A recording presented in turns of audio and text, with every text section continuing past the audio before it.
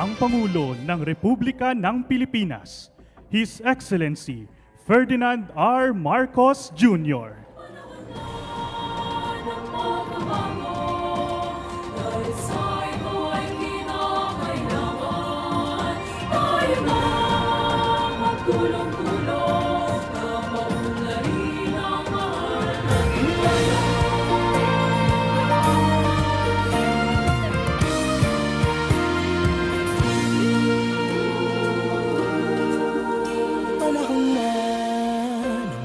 Bago dahil sa ito ay kinakailangan. Ikinagagalak namin kayong makasama sa napakahalagang araw na ito upang ipagkaloob ang gawad sa manlilikha ng bayan, ang pinakamataas na parangal para sa pinakamahusay na katutubong alagad ng sining ng ating bansa.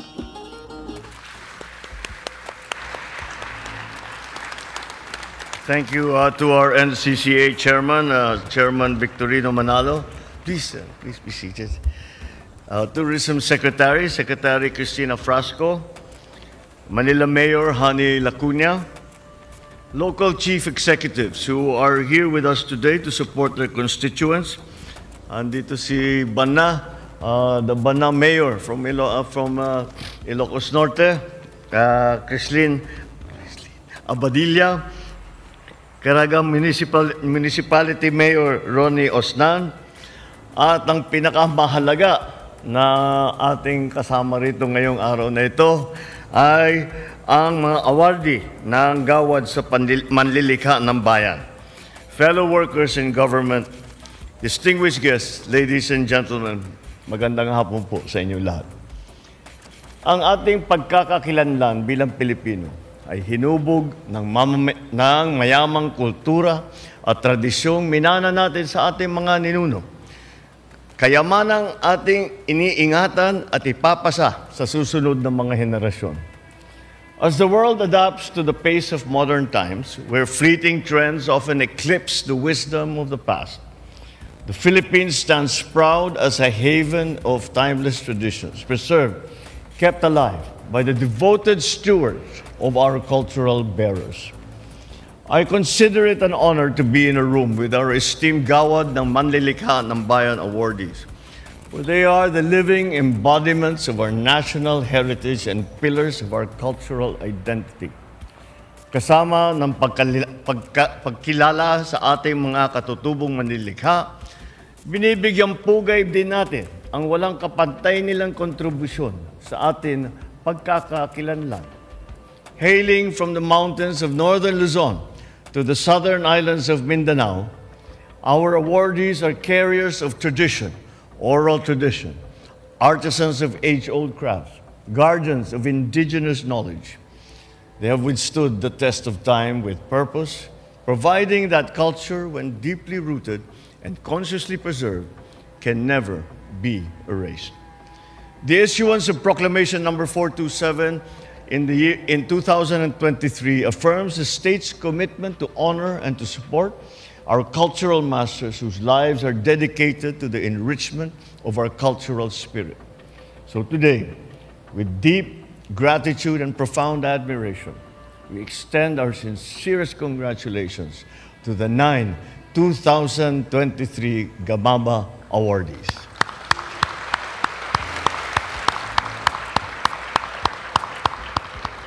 Their passion and mastery of their craft, entwined with their community's distinct cultures and values, have earned them this rightful recognition to be among the country's finest traditional artists.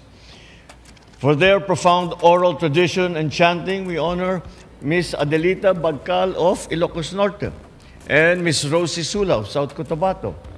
It is through their voices that the stories of our people continue to echo across generations. We celebrate Miss Abina Cogrit of Agusan del Sur and Miss Amparo Mabanag of Mountain Province for their exquisite work in embroidery and beadwork. Their hands bring to life patterns that speak of spirituality, of our identity, and certainly of beauty. In the delicate art of mat and textile weaving, we are grateful to have Miss Marife Ganahon of Bukidnon Ms. Samporonia Madanlo of Davao Oriental, and Ms. Barbara Opong of Southern Cotabato. Using locally grown and sourced materials, they weave intricate patterns where every thread and every strand conveys vibrant stories of their communities and of their history. In the expressive art of dance, we are graced by Ms. Hadja Sakinurain Dalasas of Tawi-Tawi. Through every move, she embodies the soul, grace, and strength of her people.